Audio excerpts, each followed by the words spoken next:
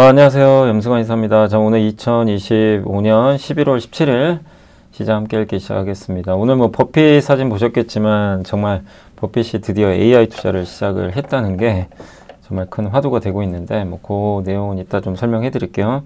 그래서 오늘 이제 미국 증시에서 어쨌든 이제 그 미국 증시의 낙폭이 커지다가 반등에 성공했고 미국의 주요 반도체 기업들 주가가 좀 좋아지면서 오늘 국내 증시도 좋은 분위기 이어지는 것 같습니다. 그래서 오늘 좀 내용들 몇 개 좀 말씀드릴게요.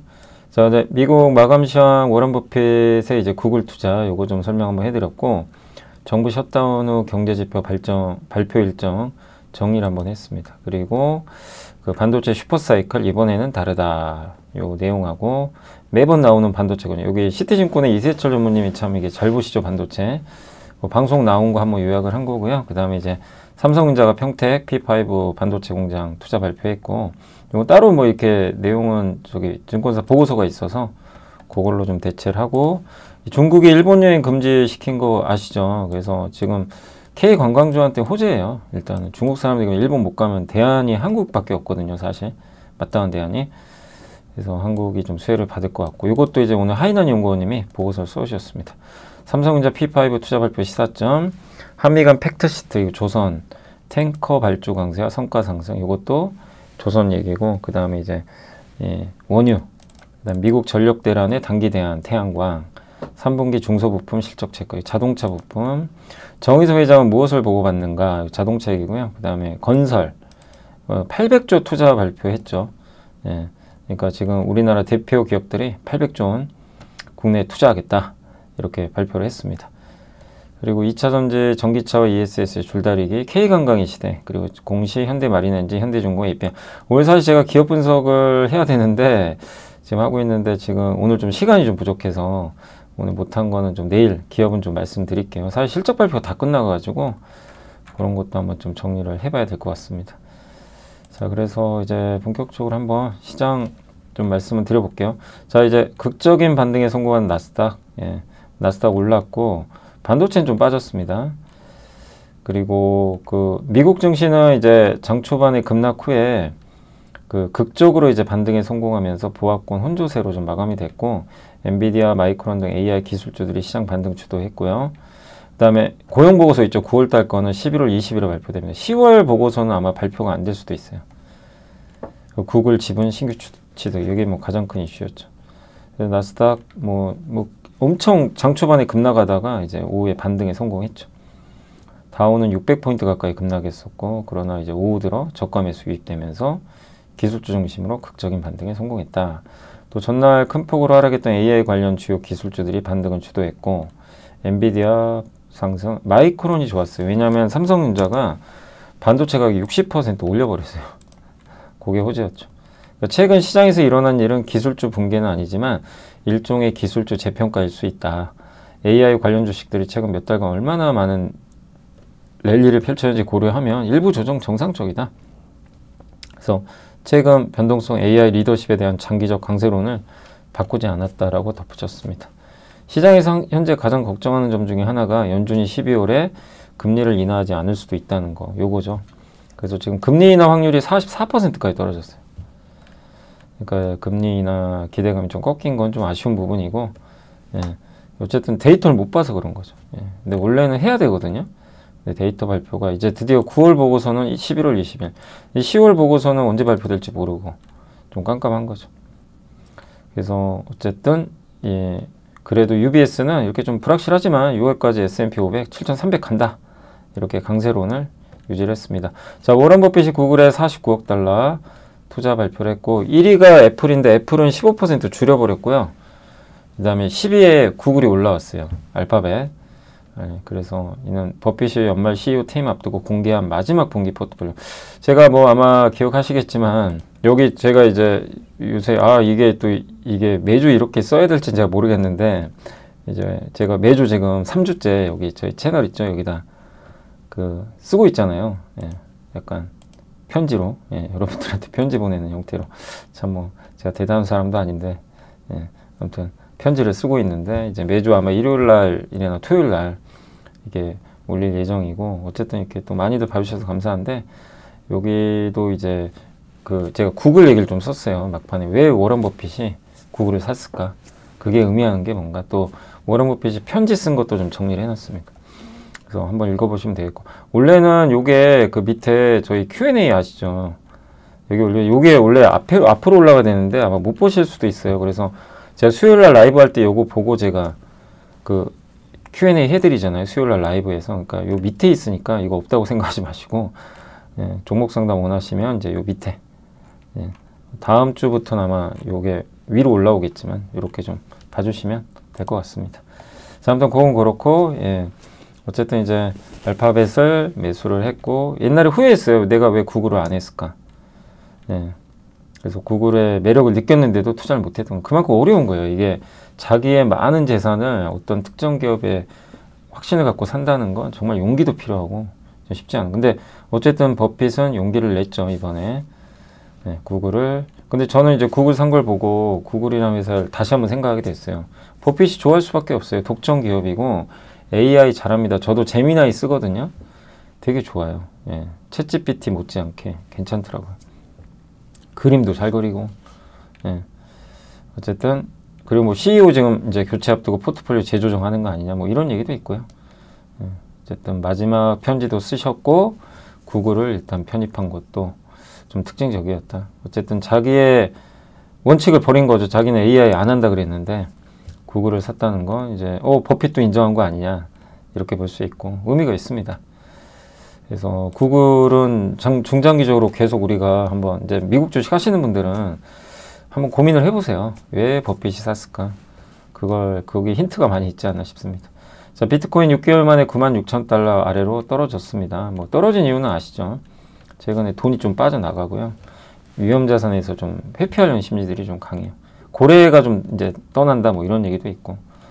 20% 빠졌어요, 고점에서. 예, 그렇지만 저는 이제 바닥은 찍은 것 같아요. 개인적으로 이제 여기 비트코인도 이 정도 가격이면 뭐 더 빠질 수도 있지만, 예, 어느 정도 이제 가격 조정은 나오고 기간 조정 가지 않겠냐, 이렇게 보고 있고. 미국은 부유층이 소비 대부분 주도하고 있는 거 아시죠? 저소득은 힘들어요. 그러니까 양극화. 부유층은 더 좋고 이 저소득층은 더 안 좋고. 예, 이게 K자형이라 그러죠, 보통. 근데 이게 걱정되는 게 밑에 이제 저소득 가구의 이제 이런 소비가 악화되는 게 위로도 갈 수도 있대요. 중산층까지도. 이번에 완충 장치도 없대요. 코로나 시대에는 정부가 보조금도 줬는데 그런 게 없다. 그래서 고용 신호는 지금 이미 악화되고 있고 해고자는 급증하고, 저소득층의 소비 위축이 경제 전체로 확산될 수 있는 상향 오염 위험이 핵심이다. 이렇게 보시면 되겠고, 그 다음에 정부 셧다운 후 이제 경제지표 발표 일정이 있습니다. 아까 요거는 따로 말씀드린다 그랬는데 요걸로 보시면 돼요. 11월 20일 목요일 오전 8시 9월 고용보고서 나옵니다. 예. 실질 임금 보고서도 나오고요. 다만 미국 10월 소비자 물가는 발표가 안 될 것 같아요. 그 집에 방문해서 가격을 받아와야 되는데 이거 이미 못 받았어요. 방법이 없어요. 고용보고서도 실업률 조사를 못해요. 과거 시점에 가서 과거로 돌아갈 수가 없잖아요. 집에 방문해서 해야 되는데, 그래서 어렵죠. 생산자 물가지수. 그럼 이렇게 되면 10월 PC 지출도 몰라요. 그래서 12월 FOMC는 되게 애매해졌고, 이런 이유들 때문에 금리 동결 가능성이 좀 높아지고 있다. 이렇게 변수가 생긴 거죠. 어쨌든 이번 주에는 9월 고용보고서 발표됩니다. 자, 엔비디아가 그래도 막판 반전했고, 마이크론, 삼성이 60% 가격 인상했다. 테슬라, 예, 소폭 올랐고요. 알파벳, 장중엔 빠졌는데 시간에서 지금 5%가 급등하고 있고, 월마트는 이제 CEO가 퇴임하면서 하락했고, 시다라 테라피틱스는 이제 요게 머크, 예, 이 바이오 기업을 이제 머크가 좀 인수한다라고 하면서 주가가 크게 올랐다라고 말씀을 드리겠습니다. 그래서 미국은 이제 한번 정리를 해드렸고, 이슈 중에서는 일단 여기 미국 경제지표 발표 일정 아까 설명해드렸고, 어쨌든 이제 주요 전문가들의 전망은 26년 2월에 1월 데이터 받기 전까지는 미국 거시경제 데이터를 제대로 보기 어렵다. 골드만삭스는 11월 고용 인플레이션 보고서를 보니까 이게 최소 1주는 지연될 것 같다. 11월 데이터도 12월에 나오잖아요. 그래서 좀 시간 걸리고, 노동통계국 주요 연방 경제지표 7개를 우선시 그래도 발표하겠다. 고용 CPI, PPI, 생산자 물가, 수출입 물가, 생산성 고용 비용, 이런 것들은 어쨌든 빨리 좀 업데이트를 해서 예, 발표하겠다 이렇게 했고, 핵심 문제점 뭐냐면 이제 10월은 잃어버린 달이 돼버린 거예요. 연준은 어렵고 데이터 품질도 믿어야 되나? 그러니까 이제 이걸 제대로 우리가 고품질의 데이터를 확보하려면 내년은 가야 될 것 같아요. 그러니까 좀 깜깜이가 될 수밖에 없다. 경제지표 신뢰를 못하는 거죠. 이제 그런 부분 염두에 두시고, 그다음 반도체 슈퍼사이클 이번엔 다르다. 3일 이 회계법인의 경영연구소 나온 게 우리 다 공부했던 내용들 한번 정리하시면 돼요. 여러분들이 충분히 공부하셨으면 이 내용 어렵지 않습니다. 뭐냐, 삼성, 엔비디아, 현대차가 치킨집에서 만난 모습까지 비춰지면서 반도체 슈퍼사이클이 이제 고조되는데, IT, DT는 디지털 전환입니다. 디지털 트랜스포메이션. 그래서 그 반도체 사이클이 이 두 가지로, 옛날에는 그래서 2017, 18년에 IT, 그 다음 클라우드 설치하면서 엄청 수요 좋았어요. 그때 슈퍼사이클 한번 왔잖아요.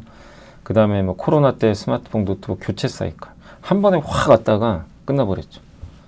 예, 그래서 그때 D램 탑재량 3-4배 증가하고, 근데 이거는 언젠가 수요가 없어져요. 꺾여요. 그러니까 이제 급격한 다운사이드, 그 다음에 공급은 과잉, 공급 늘고, 유지보수도 단계로 전환되고, 새로 설치를 안 해요. 그리고 클라우드하고 한번 되면 이제 유지보수만 하지 새롭게 반도체를 또 대량으로 구매는 안 하죠. 그래서 그때 막 주문 감소 딱딱 들어가면서 난리가 났죠. 반도체 완전 공급 과잉 오고, 예, 그래서 막 적자 보고 막 그러잖아요. 하이닉스도 그렇고. 그러니까 수요 급등 후 1-2년 시차로 대규모 증설, 가격 급락 이런 순서를 받게 되는 거죠. 그래서 2018년 3분기 대비 D램 가격은 뭐 40%나 이제 하락을 해버린 거죠. 근데 이제는 좀 다르다는 거예요. 이제는 AI가 견인하는 슈퍼사이클이 왔다. 이렇게 보시면 될 것 같습니다. 그래서 이제 이 IT 그 디지털 전환, 이게 이제 촉발은, 불이 꺼졌네요. 슈퍼사이클이 이제 기기 교체로 인한 한계를 가졌다면 AI가 견인하는 건 이제 계단식으로 확장이 가능하다. 그래서 AI 학습 데이터가 쌓일수록 모델은 커지고, 그 모델이 다시 데이터 생성을 촉발하는 피드백으로, 이게 계속 이제 무한 반복되는 거죠. 단일 제품이 아니라 전 산업에 걸쳐서 데이터가 이제 누적되는, 수요가 이게 계단식으로 꾸준히 오른다 보시면 돼요. 공급도 많이 못해요. 뭐 아시겠지만 공급을 할 수가 없는 게 만들기가 어렵죠. 수요 공급의 갭 차이가 옛날에는 상승과 하락을 반복시켰는데, 공급은 제한적인데 수요는 계속 이렇게 오르니까 사이클이 이어지는 거죠. 네. 그리고 이제 소수의 그 핵심 기업들이 초기 단계부터 개발에 함께 참여하는 거죠. 그래서 고객의 주문이 아니라 고객의 전략을 수행해 나가는 형태다 라고 보시면 되겠습니다. 따라서 증설은 예측이 아니라 실시간 대응의 결과고, 예측, 증설, 조정에서 공동설계, 동기화로 바뀌었다.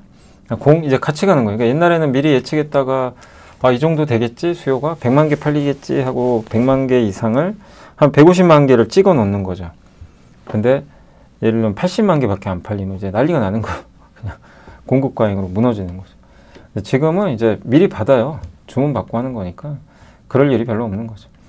그래서 요거예요. 수요 구조가 스마트폰, 노트북 중심의 이제 어떻게 보면 교체 주기형에서 AI 학습 생성 기반의 누적형으로 바뀌게 됐고, 공급 구조도 수요 예측 후에 이제 생산 능력을 증설하는 그런 사이클에서 고객의 전략을 보고 실시간 대응.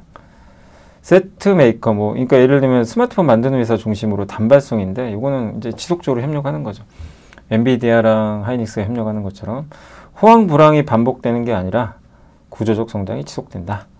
이렇게 보시고, 요게 그래서 일반적인 사이클은 이렇게 3-4년 주기. 요거는 계단식. 그래서 반도체 명백히 상승 중이고요. 사이클은. 네, 뭐 투자도 늘어나고, 무엇보다 HBM 급성장이 이번 상승세의 상징이다. 단가 인상이 아니라 제품 포트폴리오 구성 변화에 기반한 구조적 수요 확장이다. 현재 삼성전자와 하이닉스의 HBM3 생산 라인은 전면 가동, 마이크론도 이제 양산 확대를 공식화했다. 그리고 공급 측면에서도 부족이고 호황의 시대다. 그러니까 지금 AI 칩을 만드는 코어스, 이게 그 TSMC가 만드는 엔비디아 칩 만드는 공법인데, 이것도 생산 능력이 공급이 부족해요. 그래서 이걸 2배 이상 확대할 계획으로 밝혔지만, 이 공급과 수요가 이제 일치하는 게 내년은 돼야 된다. 이렇게 전망을 하고 있는 것 같습니다. 어쨌든 과거에는 재고가 쌓이는 게 불황의 신호였는데, 지금은 생산이 따라가지 못하죠. 예. 그래서 호황의 신호다. 공급이 부족하다는 건 그만큼 시장의 실제 수요에 의해 움직이고 있다는 걸 의미한다. 그래서 단일 요인에 기댄 게 아니라 AI 인프라 수요의 폭발, 공급 구조의 질적 전환, 글로벌 장비 투자의 재개가 동시에 맞물린, 그러니까 이게 AI 인프라 수요도 폭발하죠. 공급은 증가하기 어렵죠. 거기다 이제 글로벌 장비 투자는 본격적으로 재개될 텐데 이 세 가지가 맞물리면서 입체적으로 상승한 시기다. 이렇게 보시면 돼요. 이거 이제 한번 정리를 한 거고요. 예, 서버 디램 탑재량이 3-4배 증가했고 옛날에는 옛날 사이클이죠 이게. 그러다가 증설 공급가인 가격 폭락. 지금은 학습 데이터 누적, 모델 확대, 다시 데이터 생성 촉발, 단일 제품이 아니라 전산업 누적, 무한 확장, 공동 설계, 수요 공급, 갭 최소한. 예, AI는 교체 사이클이 아니라 누적 사이클이다. 왜 그러면 한국인가?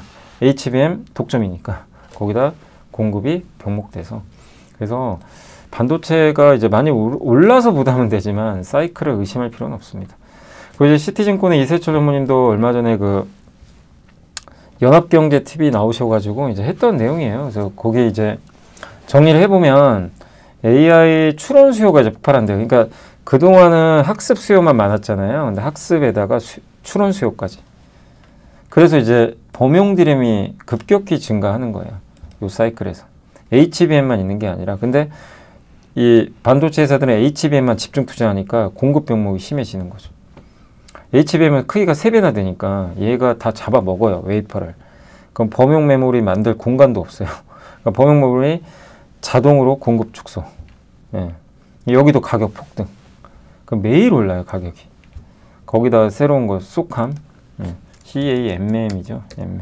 지식이 복리로 쌓이는 투자정보, 믿음 가는 투자정보 파트너 투원투게더 오픈.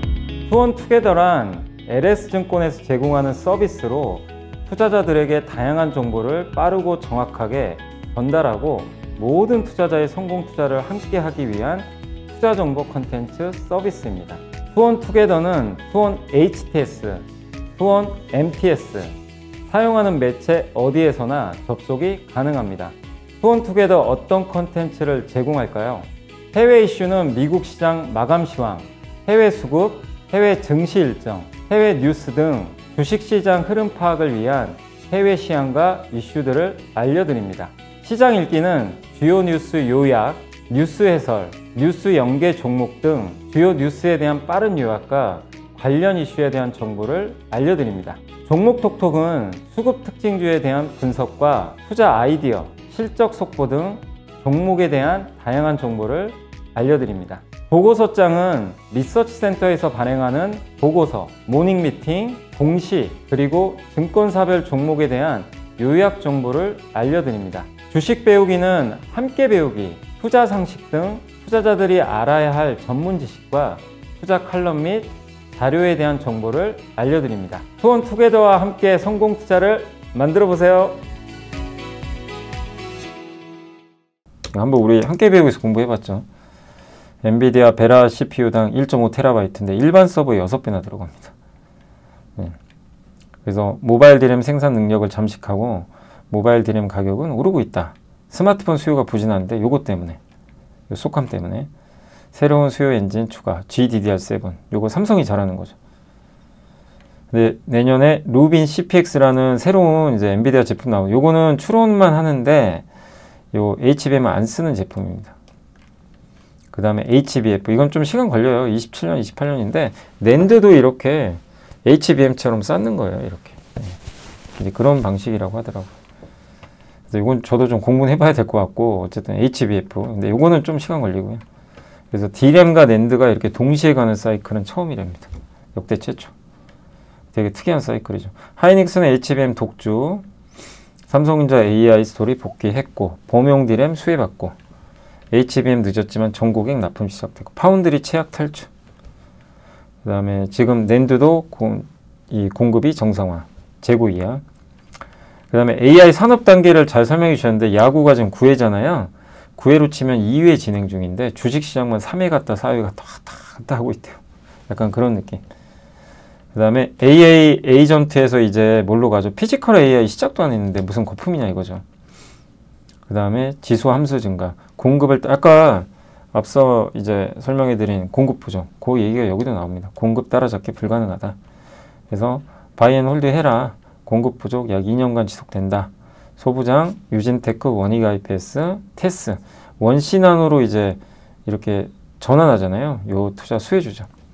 하이닉스 용인 클러스터 이제 완공되거든요. 27년에.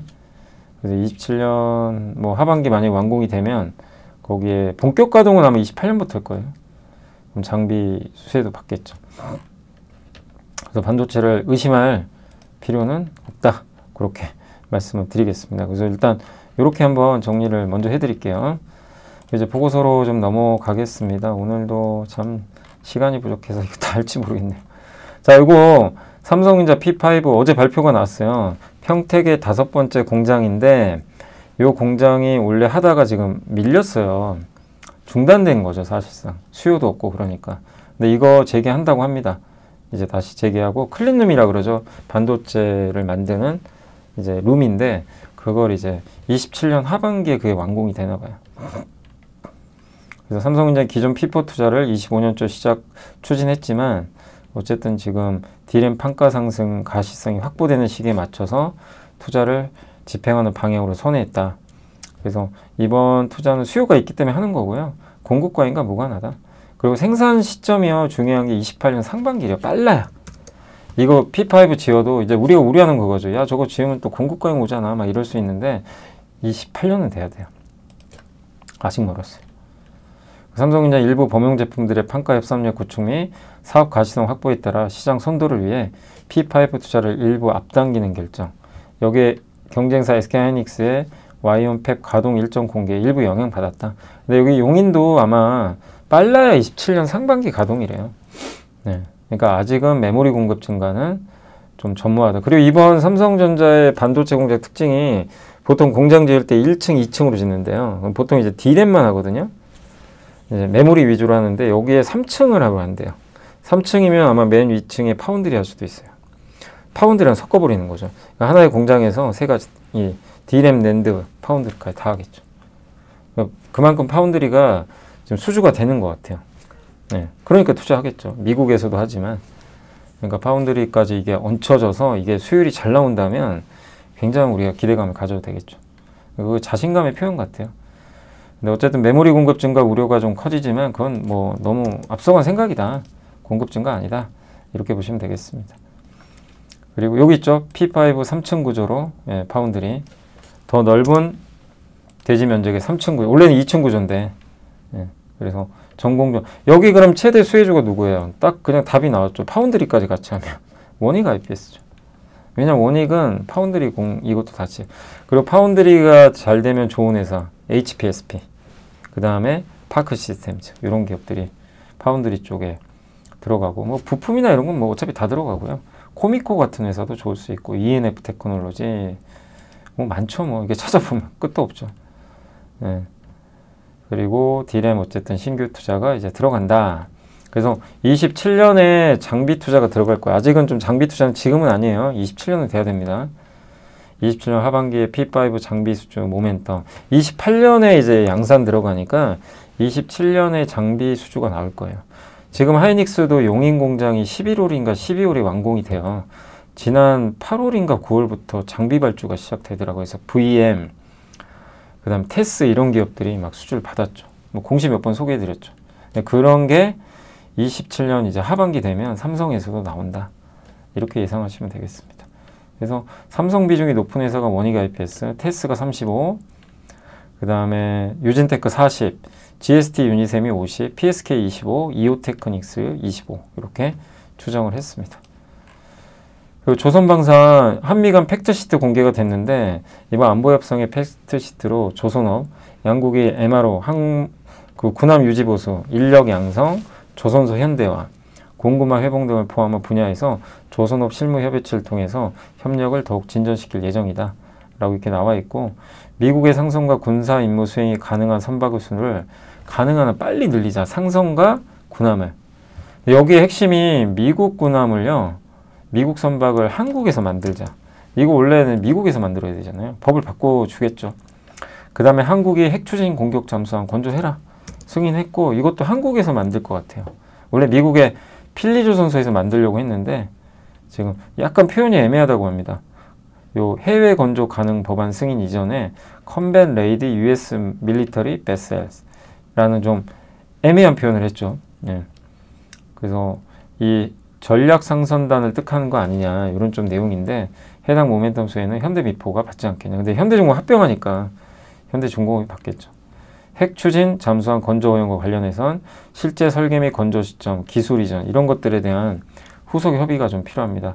장소는 명시가 안 됐는데 위성락 안보실장이 한국에서 건조하는 걸로 정리됐다고 본다고 말을 해버렸어요.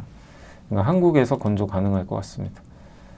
네, 그러니까 엄청난 일이죠. 한국에서 그러니까 한국에서 핵추진 잠수함 건조도 할 수 있고 미국의 선박도 만들 수 있고 네, 대단한 일이 발생하는 거죠. 그래서 주가에는 이거는 중장기적으로는 긍정적일 수 있는 것 같습니다. 근데 뭐 이런 것들이 새로운 이슈는 아니고 그동안 이미 어느 정도 반영이 또 된 부분도 있어요. 네, 군함 이슈로도 많이 올랐기 때문에 그래서 이것 때문에 뭐 폭발적으로 오른다 이건 아니지만 어쨌든 긍정적인 부분으로 또 봐야 될 것 같습니다.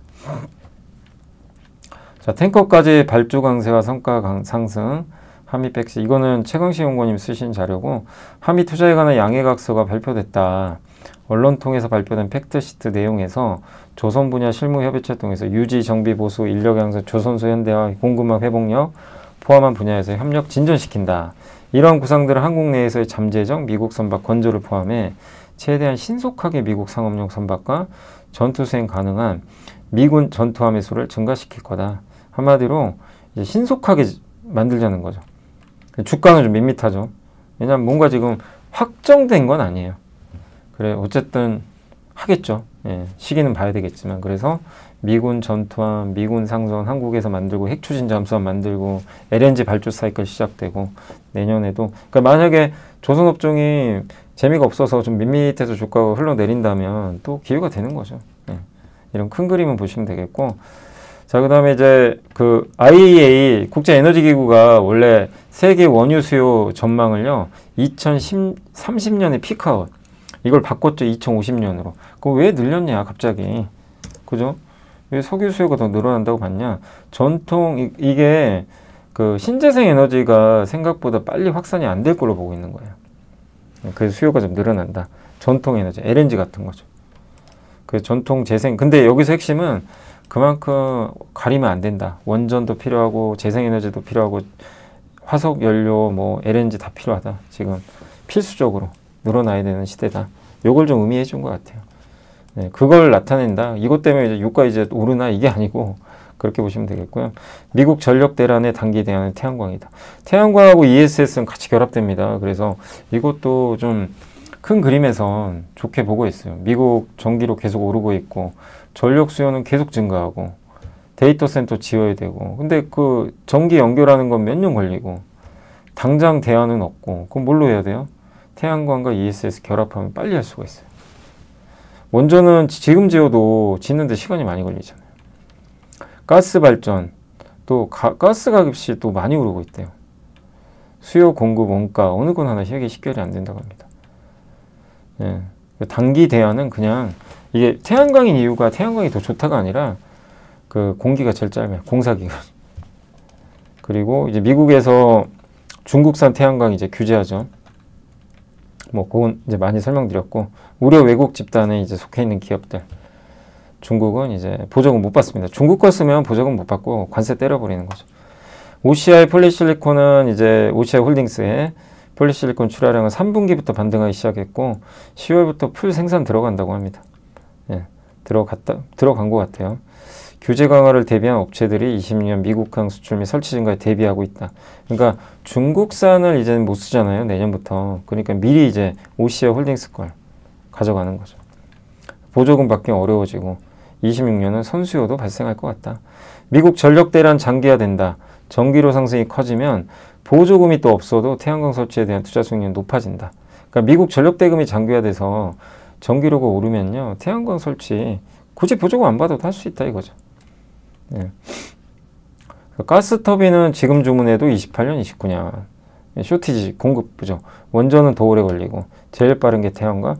테슬라가 왜 태양광 ESS 결합 리스 서비스를 강화하려는지 한번 생각해 보자. 예, ESS의 장점이 있죠. 그리고 ESS의 장점이 그 데이터 센터가 전력이요 막 들쑥날쑥해요. 뭐 엄청난 전력들이 들어가니까 얘를요 적절하게 주파수 조정한다 그러죠. 잡아줘요 전력. ESS 역할이 정말 중요합니다. 그래서 ESS를 가볍게 보면 안 되는 것 같아요. 그런 면에서 이제 AI랑 연결돼 있는 거죠. 자, 그리고 자동차 쪽 3분기 중소부품 실적은 그렇게 썩 좋지 않았어요. 근데 THN 와이어링 하는 이제 전선 뭉치 아시죠?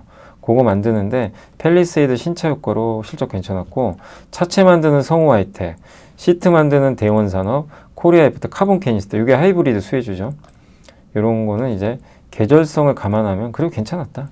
그리고 관세 인하 확정됐고 미국 셧다운 종료로 조금은 나아지겠지만 그래도 실적 변동성 커진다. 그리고 핵심은 여기서 했던 얘기는 이번 내년에 CES 2026이 열리거든요. 라스베가스에서. 보스턴 다이내믹스 아틀래스를 관련 컨텐츠가 줄을 이룰 것 같긴 한데, 특히 2025년 내 미국 메타플랜트에 아틀라스 투입이 되는 것 같아요. 그래서 여기 관련된 회사 누구예요? 기존 부품 체인 내 자동차 부품 중에 로봇 관련 부품 딱 하나 떠오르죠. 뭐 주가는 이미 많이 오르기도 했지만 사면이죠. 사면과 뭐 소형 회사는 아니지만 현대모비스, 여기가 이제 여기에 관련돼 있죠. 자, 정의선 회장은 무엇을 보고받는가? 현대차 그룹 재경이 이제 최고 경영층에 보고하는 방식을 활용해 완성차 실적을 구성하는 요인들을 분석을 해봤나 봐요. 뭐 공원이 판매량 이런 것들을. 그래서 결론은 뭐냐? 현대차 사란 얘기죠. 기업 가이던스가 이해가 안 갈 때가 많은데, 예를 들어 판매 볼륨이 꺾이는데 인센티브가 줄어들면서 실적 개선이 가능하다고 할 때, 그럼 이게 전체적인 판매 크기가 둔화되면 이익 감소폭이 이렇게 나오잖아요. 근데 인센티브가 $100 절감되면 그러면 도대체 이런 거 다 감안하면 얼마나 개선되는지 알아야 되는 거 아니냐. 그래서 그런 것들을 계산하신 것 같아요. 근데 이걸 계산해 봤더니 공원이익 증가하고 판가도 개선되고 판매량도 조금 소폭 늘어서 환율도 좀 높잖아요. 내년에 영업이익 증가할 것 같다. 그래서 3년간 피크아웃 우려가 있는데 드디어 완화된다. 내년에 판매량이 엄청 는 건 아니에요. 영업이익은 현대차가 8,400억, 기아가 한 7,590억 정도 늘어날 걸로 지금 보고 있는 것 같습니다. 거기다 대형 SUV 하이브리드 나오죠. 기아는 텔룰라이드 신차 나오고요. 현대차 26년 하반기부터 출시한 신차 효과가 27년까지 이 이익을 개선시키며 영업이익 증가폭이 6,660억에 달할 것 같다. 네. 그리고 정말 지겹게 눌렀잖아요. 현대차를 누르던 관세 우려 해소됐고, 내년 2분기에는 플레어스 커넥트, 요게 이제 생성형 AI가 탑재된 그 스마트 카 플랫폼이죠. 요 차량이 나온대요. 또 엔비디아랑 협업할 수도 있죠. 네. 그리고 관세는 더 이상 불확실성 아니다. 그래서 원래 4월에 현대차 기아를 여기 한투에서 중립 의견 냈는데 이제 아니라는 거죠. 원가 경쟁력도 되고, 어쨌든 지금 점유율 경쟁에서도 우위 점할 가능성이 높고, 업종 탑픽은 현대차고, 글로벌 경쟁사 중 가장 견조하고 3년간 이어진 실적 피크아웃으로 이미 반영됐고, 거기다 SDVU, 그러니까 소프트웨어로 움직이는 자율주행 차량, 이제 스마트카죠. 이게 내년 2분기 나오고, 여러 면에서 PER이 올라갈 수 있는 요인들이 생기고 있다라는 내용이니까 참고하시면 좋겠습니다. 자, 건설 쪽은 2030년까지 대기업이 800조 이상 투자 계획을 발표했죠. 여기 수혜는 누구예요? 건설사죠. 삼성물산, 삼성 E&A는 삼성이 반도체 공장, 디스플레이 공장 지으면 수혜 받겠죠. 그 다음에 LG는 GS 건설이 될 것 같고, 삼성뿐 아니라 국내 대규모 투자 관련해서 대형 건설, 현대차는 현대건설을 해야겠죠. 네. 그래서 이 가뭄이 예상됐던 시점에서 이제 그룹사 물량 확대는 수혜가 예상된다. 제일 수혜되는 건 삼성물산, 삼성 E&A다. 이런 내용입니다. 배터리 쪽은 뭐 긴 건 아닌데 요거에 그냥 숫자만 보시면 돼요. 왜 ESS가 중요한지. 기존 데이터 센터 렉은 이게 전압이 400V예요. 교류 기반. 2027년에 나오거든요. 800V의 직류 기반의 ESS. 그러니까 데이터 센터의 전력이 800V로 올라가서 직류로 갑니다. 직류는 전압 손실이 적어요. 네. 그래서 ESS는 단순 백업 장치가 아니라 비용 효율, 전력 품질 동시에 관리하는 핵심 장비다. 800V 직류 여기다가요, ESS를 결합해서 잡아주는 거죠. 같이 가는 거예요. 이게 27년부터 열린대요. 그래서 ESS 용량이 27년에 29, 28, 71, 29년 174, 30년 312. LG엔솔이 27년에 북미 ESS 생산 능력이 77, 삼성이 29. 이거 합치면 한 100기가와트 정도 되죠. 네, 요 정도 되는데 뭐죠? 갑자기 100기가 되는데 30년에 필요한 건 데이터 센터에 312기가와트. 네, 엄청난 용량이 필요하죠. 그러니까 증설을 더 해야 될지도 모르죠, 나중에. ESS는 지금 구세주가 된 거예요, 배터리 회사들한테. 자, 그리고 시황, 요게 오늘 아시죠? 롯데관광개발 또 뭐 있었습니까? 서부 T&D 막 폭발했죠. 그동안 그렇게 빠지다가 한 번에 갑니다. 이 주식은 모르는 거예요. 네. 구조적 성장 가능성이 더해져. 중국이 한일령 내려버렸어요. 중국 시진핑이 중국 사람들 보고 야, 일본 가지 말라고 명령을 내렸죠. 네. 그리고 방일 외국인 관광객 엔저 본격화되면서 우리나라 그 엔저 한참일 때 한국 사람들이 일본 많이 갔잖아요. 싸니까.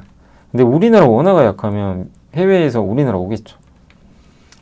그래서 일본의 잃어버린 20년에서 회복하고 있다는 거, 이건 지극히 주식 투자의 관점일 뿐인데 일본 GDP는 구조적 성장을 한 후에 실질적인 성장은 멈췄지만 GDP 내에서는 기업이익이 차지하는 비중은 3-4배 증가했대요. 그러니까 거품 꺼지고 기업의 이익 비중은 더 늘어났대요. 그러니까 일본 경제는 정체, 기업만 성장했다. 그럼 가계는 쪼그라든 거죠. 그래서 내수가 안 좋았고. 그래서 일본은 이제 내수, 그러니까 지난 한 몇십 년간 되게 안 좋았던 거죠. 그래서 우리나라도 이걸 본다면 내수 지금 안 좋아요. 원화 약세인 이유도 하나죠. 근데 어쨌든 지금 원화 약세니까 외국인이 많이 오겠죠. 일본처럼. 그게 하나가 있을 거고 저렴하게 올 수 있고 중국 지금 일본 여행 하지 말라 그랬어요. 예, 지금 다카이치 총리가 한마디 한 것 같더라고요. 중국에. 그래서 일본과 중국이 대만 문제로 지금 부딪히고 있고 중국의 한일령이 시작될 조짐이다. 그래서 일본 여행 제한된다면 가능성이 좀 높아졌어요. 그럼 한국이 1순위죠. 서울로 오겠죠. 호텔이 난리가 나겠죠. 인바운드 관광 통한 내수 부진 보완하는 정책이 본격화된다. 우리나라 내수 안 좋잖아요. 인바운드 외국인도 많이 오게 해서 내수 부양하는 거. 그리고 정부 정책도 이런 게 들어가 있죠. K지역 관광 토탈 패키지 신설할 계획이라고 합니다. 내년에. 문화적인 캐대언 효과 이런 것들이 잘 어우러진다라고 생각하시면 좋겠습니다. 그래서 이런 게 이제 잘 어우러지니까 한국에 대해서 좀 이런 부분들 긍정적으로 보시면 좋겠고 그 다음에 이제 공시입니다. 현대마린엔진이 K조선에 엔진 공급하고요. 현대중공업도 원유 운반선 투척 수주를 받았고 APR이 여기 이민경 전무가 1억 정도 샀어요. 요새 좀 빠졌죠. APR 메디큐브 너무 유명하죠. 그래서 APR은 화장품 브랜드 메디큐브와 가정용 피부 미용 의료기기 브랜드 에이지아를 통해서 화장품과 피부 미용 의료기기 사업을 영위하고 있다. 매출 비중 뭐 아시겠지만 화장품, 뷰티 디바이스. 이번 실적 되게 좋았는데 주가는 폭락해 버렸죠. 네. 오프라인 매장에서도 흥행, 온라인 잘하고 오프라인 잘하고 그리고 영업이익 올해 3분기, 작년 4분기부터 올해 3분기까지 1년이죠. 합치면 영업이익 94%, 아니 매출 94, 영업이익 134%. 이렇게. 이제 걱정은 이거죠. 너무 성장하니까 이제는 걱정되는 거야. 이제 꺾이는 거 아니야? 이게 너무 무서운 거죠. 너무 성장하는 것 자체가. 이게 유지되는 것도 중요한데 좀 어쨌든 지켜봐야 되겠습니다. 자, 이제 다 했네요. 잠시만요. 뭐 오늘 이제 전해드릴 만한 건 그러니까 오늘 제가 준비한 건 좀 했고 못한 것도 있어요. 그건 이제 내일 해드릴게요. 내일 좀 정리해서 좀 말씀드릴 예정이고 자, 오늘은 한번 시장을 또 한번 보도록 하겠습니다. 오늘 어쨌든 시장이 오늘 코스피는 아주 이제 요새 힘드시죠? 하루 급등, 하루 급락. 이게 뭡니까 지금? 왔다 갔다 힘들긴 힘들어요. 그러니까 안정적이질 않아요. 미국도 많이 흔들리고. 근데 오늘은 일단 여러 호재들, 워런 버핏의 알파벳 투자도 되게 호재로 작용했고, 반도체 가격 인상한 거 이것도 좋았고요. 근데 어쨌든 지금 변동성은 계속 커지고 있다라고 보시면 될 것 같습니다. 오늘 시장은 좀 불규칙했고, 그래도 오늘 오전엔 조금 흔들렸는데 오후 들어서는 어쨌든 이제 많이 회복이 되면서 잘 마무리가 됐습니다. 특히 삼성전자 하이닉스가 오늘도 좋았고, 오늘 셀트리온은 그동안 달렸죠. 오늘은 빠졌고 SK스퀘어, 한전 좋았고요. 그리고 오늘 그 삼성화재 고려한 금융주가 좀 별로 안 좋았어요. 오늘은 메리츠 금융지주도 메리츠는 또 왜 이렇게 빠졌나요? 메리츠 실적 좋은 거 아닌가요? 누적순익 신기록 썼는데 예, 왜 이러죠? 굳이 이게 빠질 일인가요? 예, 배신하지 않는다. 목표 주가도 괜찮은데 예. 한번 제가 볼게요. 오늘 제가 기업은 제가 못 봐가지고 기업 분석 보고서 내일 또 좀 말씀드릴게요. 그리고 SK 좋았고 HDN 지주사 좋았습니다. 두산 또 오늘 LS 일렉트릭 한미 반도체가 아까 하이닉스에 반도체 공급 계약 맺었어요. 둘이 싸운다 그러더니 예, 결국 경쟁력이 있는 거예요. 반도체 장비가 한미께 필요한 거죠. 한국항공우주 좋았고요. 그리고 현대건설 괜찮았고 LS도 오늘은 지주사가 다 좋았네요. 2차전지는 좀 빠졌고 바이오랑 그런 것 같습니다. 그리고 오늘 코스닥은 확실히 반도체 소부장 좋았습니다. 네, 원이걸 로봇주는 오늘 안 좋았어요. 그냥 두두둑 팔아버렸어요. 엔캠은 뭐 이슈가 좀 있었던 거래 정지죠. 여기 거래 정지 해제 상장 적격성 실제 이건 뭔가요? 매출액 정정했더니 그래도 일단 원래 상장 폐지 심사 들어갈 뻔했어요. 잘못하면. 근데 이제 그거는 면한 것 같고 그래서 거래 정지 해제가 됐습니다. 예, 좀 뭔가 이슈가 있었네요. 회계적으로. 그래서 오늘 좀 주가가 한번 난리가 났었고 심태, 기판, 뭐 아주 ISC, 반도체 소부장, LNC 바이오도 다시 올랐고 네, 뭐 그냥 사면은 오늘 8%, 로봇은 다 안 좋아요. 로봇은 그냥 뚝뚝뚝 던져버렸고 테스가 11%. 삼성이 투자한다고 하니까 날아간 거죠. 그래서 한마디로 오늘은 반도체 소부장의 날이었습니다. 이렇게 생각하시면 좋을 것 같습니다. 그리고 오늘 코리아 서킷, 이수페타시스 다 기판, 그 다음에 관광개발, 예, K관광주 다 올랐고 반면에 오늘은 2차전지, 로봇, 금융, 바이오 이쪽이 좀 안 좋았습니다. 뭐 코스닥도 비슷한 것 같습니다. 서부 T&D가 20% 올랐고요. 기판, 반도체 소부장 반대로 빠진 거는 여기 이 로봇주도, 네, 로봇주들이 특히 오늘은 좀 안 좋았습니다. 2차전지 이렇게 생각하시면 될 것 같고요. 그리고 오늘 오랜만에 외국인 들어왔어요. 그렇게 팔아잡히더니 오늘은 이제 오랜만에 다시 좀 외국인들 들어왔고 예, 이 점은 좀 긍정적입니다. 그리고 섹터는 이제 아까 말씀드린 반도체 날이고요. 호텔, 카지노, 예, HBM 이런 쪽 좋았어. 석유화학 다 괜찮았고 반면 2차전지 오늘 특히 로봇을 많이 팔아버린 것 같아요. 뭐 이슈가 있었던 건 아닌데 로봇주가 좀 부진했다 라고 말씀을 드리면서 마무리하도록 하겠습니다. 자, 오늘 이제 한번 영상 또 이렇게 들어보셔서 한번 좀 잘 고민해 보시고 시장이 되게 막 왔다 갔다 해요. 그래서 흔들리지 마세요. 가는 길은 변하지 않았습니다. 근데 중간에 쉬는 거예요. 지금 이렇게 잘 이겨내시면 되고 그리고 뭐 K관광주가 오늘 일본 때문에 올랐지만 중국하고 그거 아니어도 성장하는 거 아닌가요? 원래 주가 안 가서 좀 답답하셨죠. 되게 예, K관광주. 근데 한 번에 또 이런 이슈 나오니까 갑니다. 주가 그래서 어렵지만 공부를 그래서 우리가 하는 거죠. 이게 괜찮으면 끝까지 버티는 거고 아니면 탈출하는 거고. 그래서 이제 계속 업데이트를 하는 거죠. 네. 그리고 워런 버핏이 왜 구글 샀을까 한번 계속 고민해 보세요. 저도 뭐 구글을 괜찮게 보지만 왜 샀을까에 대한 답을 이렇게 찾아내시면 투자가 또 심플해지겠죠. 네. 마이클 버리가 맨날 버블이라고 외치지만 이렇게 유동성이 폭발하는데 버블일까요? 금리 인상하면 버블이에요. 터져요. 아니잖아요. 돈 계속 풀려서 유동성이 넘쳐요 지금.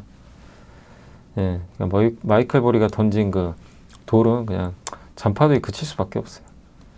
다만 워낙 많이 올랐습니다. 미국도 단기 변동성은 감안하시고 너무 무리하지 말자. 그 말씀을 전해드리겠습니다. 자, 오늘 고생하셨고요. 저는 또 내일 뵙겠습니다. 감사합니다.